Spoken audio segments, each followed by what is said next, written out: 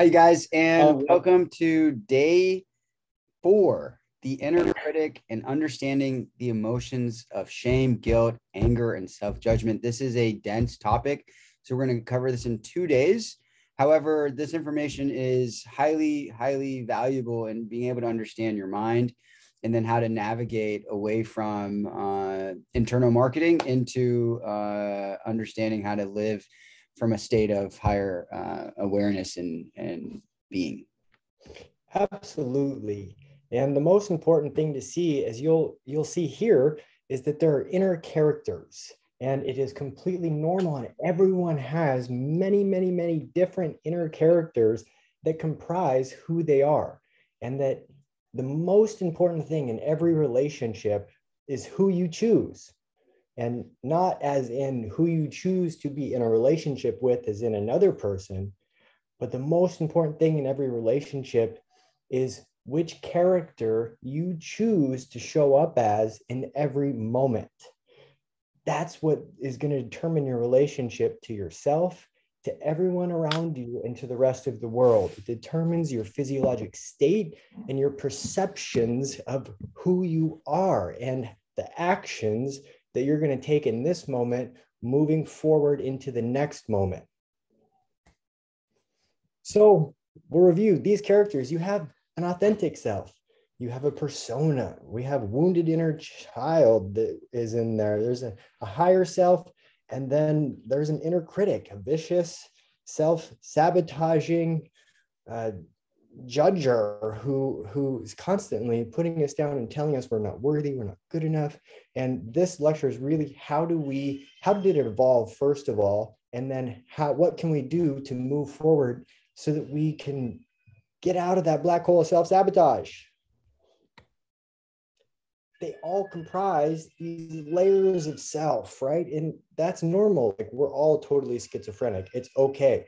But the thing that we need to remember is that we have control over which of these characters we are showing up as in every moment by moment.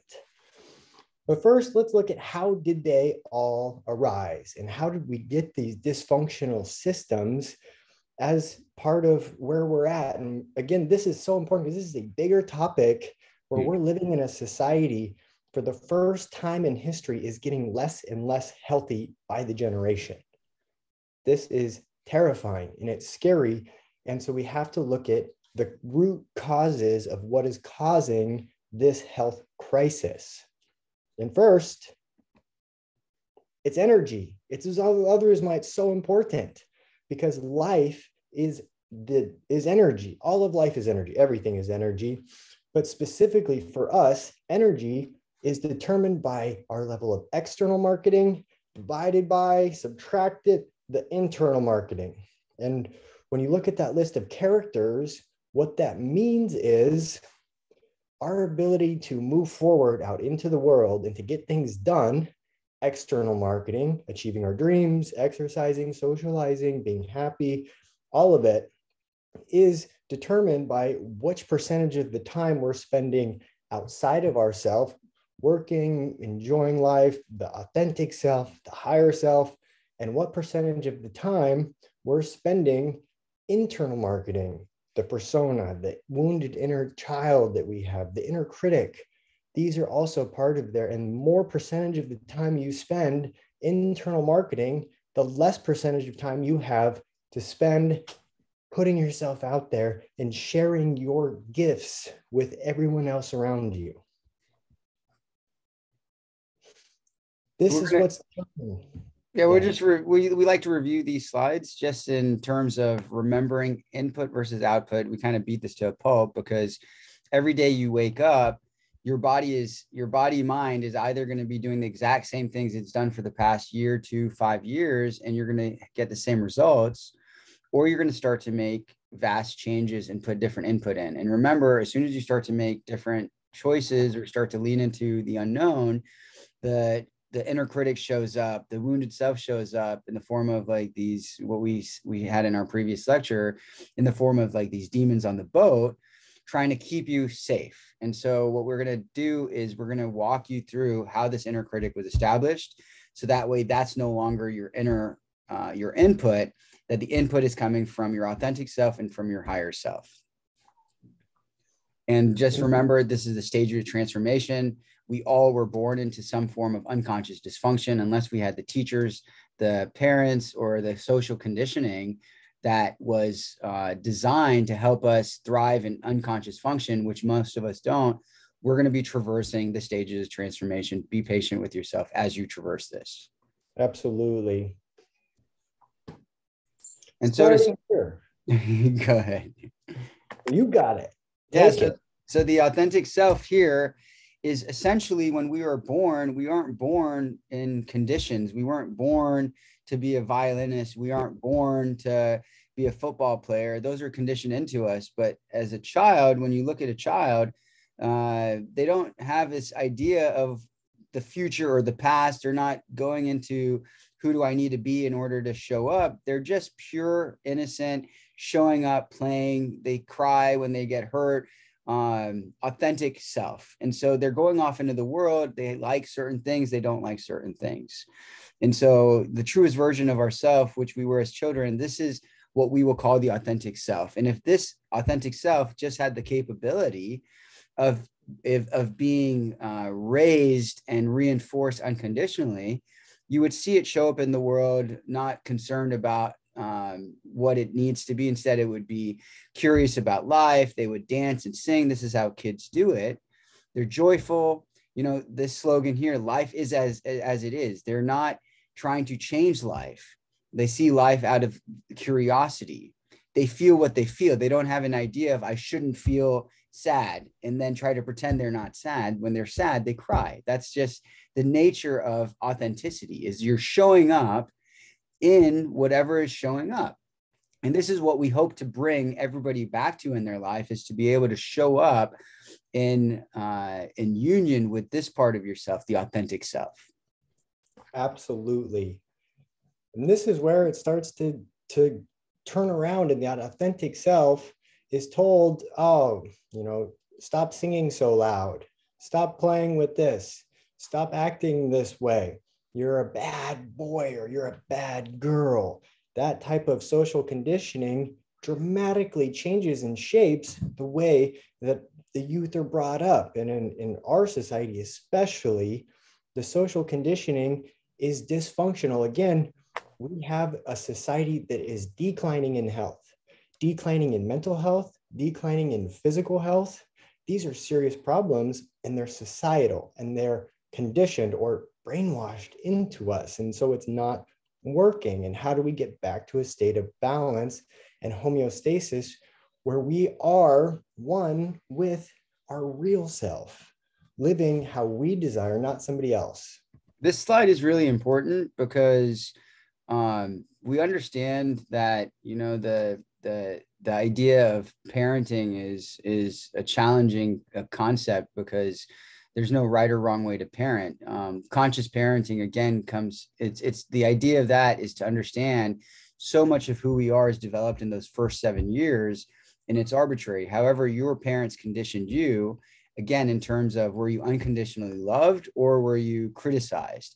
So to really keep an eye and remember that, this inner child or that authentic self was based heavily upon that conditioning. And then from there, it goes into social conditioning once we get to elementary school, and so now you're talking about the conditions of other students, our peers coming towards us, and us having to, again, show up and rise to what we think and expect ourselves to be in a peer setting or in a social setting like school. Which leads to an inner wounded child, our inner needs as a being needing love and support unconditionally become tainted. And we start having thoughts like this, where it's, I am ashamed, I am unlovable, something's wrong with me, right? Maybe your parents got a divorce, or maybe a parent wasn't present. And then a child, not knowing any better, believes that it's something they did. And it's outside of themselves. And now they have a flaw that is ingrained in the brain between the cells. And again, this is all just cells, right? It's neurons connected. However, now they have a group of cells that's deep in the brain that is dysfunctional. And so this is again one of the parts that shows up at a very young age. It's where you start to sever from your authentic self. And then this is the terminology. Instead of being authentic, I love life, what's wrong with me? This is where you start to look at the development of the emotions of shame, of guilt. I should have been better for my mom. I should have gotten better grades. Why did I make that mistake? And from that spawns the inner critic. This again is, personified here with the guy with the gavel, with the judge and the gavel. But this is a neural pathway. So understand, we're using images here, but you're talking about neural patterns that are coming as a consequence of being not having the unconditional love and acceptance of your authentic child. There's enough blame to go around. So this is not about blaming a parent or blaming society, but just understanding that the actual nature, the human condition of nature is that there is going to be conditions, social conditioning, that's going to sever us.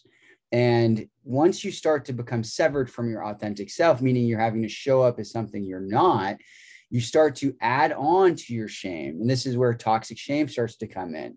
You start to hide who you are because you feel bad about it. And then again, looking at society in terms of, I'm too fat. I should be thinner because that's what society values, or this is what a parent values is high success. I'm going to fail. And then we start to create these neural patterns, and they're unchecked, meaning school systems and education systems and a lot of parenting systems aren't taking the time to recognize what is it that you have been thinking and reinforcing in your emotions in your mind. This is that internal marketing that just is a straight drain on your energy. All of these thoughts immediately destroy potential. And that's why it's the black hole of self-sabotage, because it's the potential to start working out. It's the potential to meet new people and increase your social circle. It's the potential to have more loving relationships because I'd never worked in the past, or just the potential to create new ideas and share your gifts with the world, because if you don't feel worthy, you feel like you're not special and that no one cares about what you have to say. These are all imaginary voices in our head that steal our energy, and energy is the currency of everything that is alive. And it goes into social conditioning where we are conditioned to go to school 5 days a week and enjoy the weekend. And it's the conditioning that we should be okay with this highly stressed life and not even experience the joys of the world, right? The US is one of the only countries in the world that gives you like 1 or 2 weeks of paid vacation a year. Meanwhile, Europe is like 3 months or something. Like, the US has got a dysfunctional social conditioning system that tells you should work your face off and be happy doing it. So again, now you're talking about like these conditions, that this being severed, this inner critic that starts at a really young age. And by the time it gets to college, it's reinforced. College again says, you should be getting all A's. This is what you should look like. You need to get a really good job. And then you get into the workforce. And then that social conditioning there again is reinforcing this inner critic. So these neural pathways, by the time you come to your 20s and 30s, they're cement highways, as we suggested in our previous lectures, that you start to reinforce a part of the mind. And so understanding social conditioning is really big, so that way you can understand how and where this voice is coming from. It gets bigger, right? It gets bigger. You can see the inner critic is bigger here, because after you get socially conditioned, it turns into learned helplessness, where now this is the way things are. There's nothing I can do about it. If you try to go against the grain, you're an idiot, you're crazy. What are you doing with your life? You hear it from every single angle all the time until you're beaten back into your place where you belong, just in the line, running around, or in the house, whatever it may be. But this inner critic can grow until we understand that there are expectations that are outside of ourselves and or created by ourselves that are not justified. That if we could let them go, and this is a question, is who would I be without those thoughts? How free would I be without the expectations? And who do you have expectations on beside yourself? Do you have expectations that are unrealistic for people around you, employees, friends, loved ones? And who would you be without those? These are all societal rules that lead to this detrimental criticism of self and other.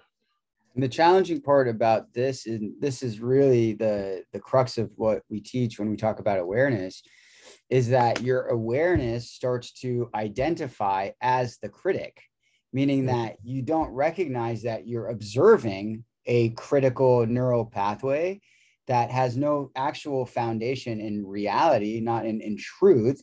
It's just a belief pattern that has been repeated, and it's a tendency that's been repeated so much that when you go out into the world, that voice is who you think you are. And so every time you look in the mirror, every time you look at your bank account, every time you look at like your family structure, you're thinking out, and instead of the reality of what life is, you're looking through the lens of the critic who's constantly berating you for not having the right body, not having the right family, not having the right amount of money. And so now this whole life experience and energy is getting consumed by what you think you should be. And instead of the reality of what life is, the truth of life is that we're not always happy, that we're going to have moments of happiness and sadness. And the outcome of what you're looking at is, again, a identification, a bifurcation of yourself, is that you are now so removed from the authentic self, the person you were when you were born into this life, excited to go take on the world, fat, skinny, male, female, gay, straight. It was irrelevant at that age. But the conditioning of life has severed us so much that we're not even identifying with the authentic self. We've identified with all of these different personas. And, you know, one of the greatest things that shows up when we bifurcate from ourselves, when we're not being true and we're not going into the world as authentic, is we put on the mask. And this is known as the persona. The persona is, who do I need to be in order to be accepted and valued by my peers, by my family, by society? And the persona is a version of you. It's an energetic version. That means that you have to think about, there's like a delay in who you actually are versus how the persona shows up. The persona is just always trying to show that it has all the right, it has enough money, it's always happy, I'm fine. So it's not actually true, but it's how we portray to the world.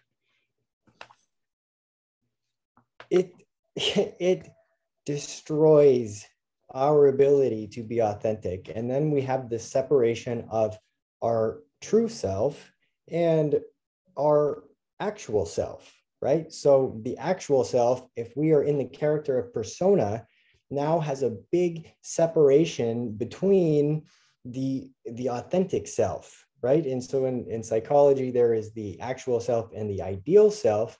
And we would argue that the ideal self is your authentic self, the one who is living from that place of authenticity, who's not afraid to be silly, who's not afraid to joke, who's not afraid of anything.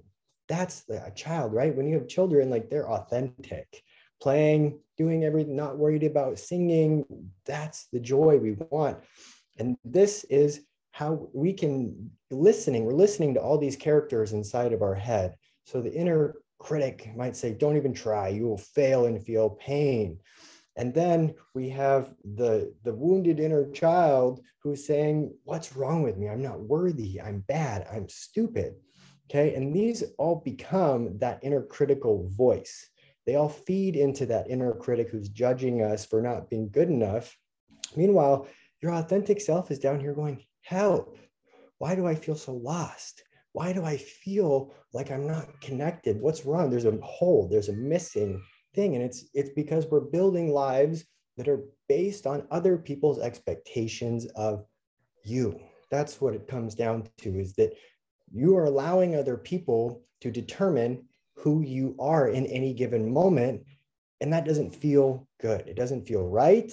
And it's not the intentional design of why you came here.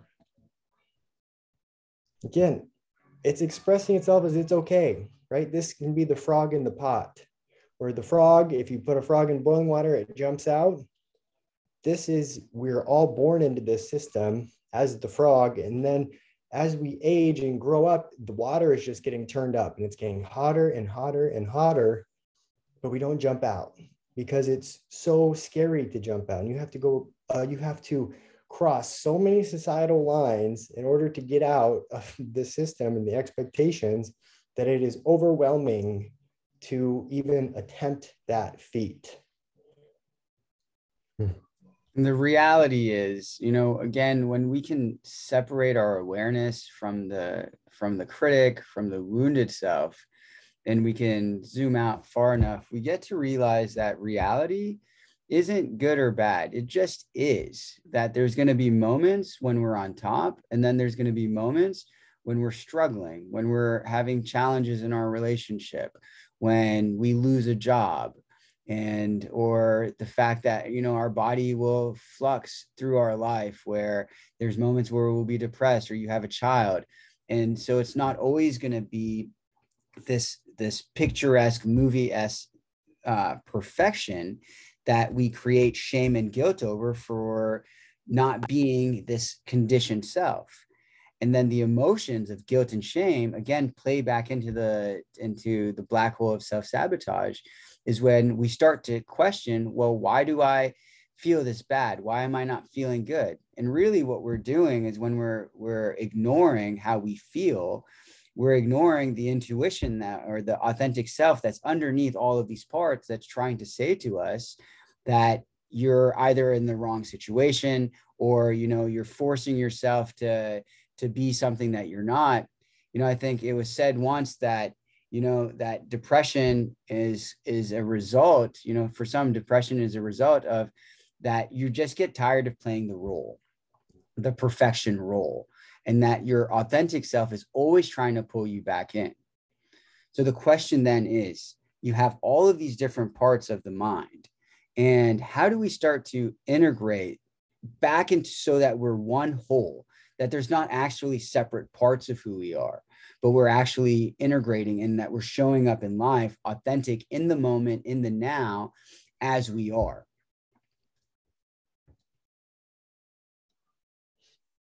The way to integrate them is like he was saying, like depression or sadness, a lot of times it's internal marketing.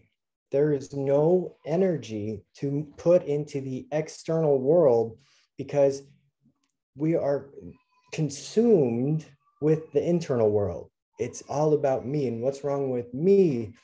And that is a surefire way to eliminate your energy and motivation to get things done. We need to be able to move into a different character, into a different role, and to have the awareness of, when am I getting caught up in the role of the person who is filled with expectations that are unrealistic, or the critic. When am I in the critical role, focused on the internal marketing, and how do I switch? How do I get out of that internal role and into one that's external, the productive one? And that is the higher self. The higher self understands that we can do anything that we work towards. It's a growth mindset. The higher self also has boundaries and says, no, I can't do that. Please do not treat me that way. I won't tolerate that, because it's authentic. It's saying, no, this is who I am. I'm going to go spend the day hiking in the woods. I can't make your social gathering. Thank you for the invitation, but I'm busy focusing on me in my life, right? No, I can't do that. I'm going to be meal prepping, or putting that energy externally into the world so that you can move forward with your life. It's brilliant. Yeah, that's absolutely how that shows up. And so that's what we want you guys to learn. The skill is, how do you pull out that higher self? And so you begin with cultivating awareness and separating yourself from the inner critic. And this is really where life starts to change, is when you can observe from the stance of the observer, or from the authentic you, the person looking out, that you are not the critic. You are not the voice of criticism. You are not that part that's telling you what you should be. And this takes a little bit of a nuance to recognize it. And there's a huge awakening when it comes to the idea or to the awareness that, oh, wow, this is something that has been with me since childhood. I've grown up with it, but I'm not it. And I can choose not to react or to respond to the voice of the inner critic. And then with time, what you start to recognize is that the inner critic starts to lose the power that it has over you, that the higher self and the authentic self start to show up and make choices and react or respond from a place of boundaries of clarity, instead of reacting to this gargantuan voice that's been kind of entwined in who you are, who you've been for so long. And this is so much, is to separate from that inner critic, to recognize that you are not the voice in your head. You are not, and we'll go to mindful awareness, but you are not the voice in your head. Just like you have a liver, but you are not a liver. Just like you have fingernails, you are not fingernails. They are aspects of who you are. And greater than that, you're the one who observes all of these things, right? So if you can disidentify and observe, one of the best skills to start doing is to just telling yourself, I'm noticing the thought that, right? Instead of I'm stressed, it is I am noticing the thought that I am stressed. I'm noticing the feelings of stress, disassociating from the thought and recognizing it's not you. And how do we do that? First is awareness, right? That is the first most important thing, is to stop tolerating these thoughts. You have to stop tolerating these thoughts. And again, we're talking about permanent transformation in this whole series of how to master your biology.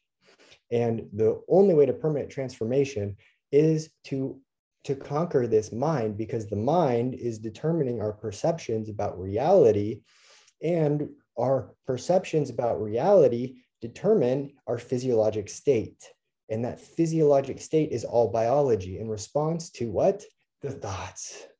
So they're inseparable. You cannot separate the body mind from the body mind. It is one thing. You are whole. You're a whole system. You're integrated. And to master your biology means to take control of the mind and the thoughts, and to recognize that you are in control of the mind and of your thoughts. Like a flashlight, I can choose to shine my flashlight on stress and the inner critic, and I can use my mind to think of a million negative self-deprecating thoughts if I wanted. I have that power. So do you. You also have the power to turn that attention outside of yourself towards productivity, towards loving other people, towards giving to other people. And that is how you create a much happier life, is when you get out of your head. If you are in your mind, you are behind enemy lines. Another way to put that is, if you're in your head, you're dead, because you won't take that action. You won't have the energy. You won't have the motivation, because you're focused on yourself, and you're allowing one of these characters to rule your experience in the now. You're a prisoner, you're a victim in that state. You're a victim.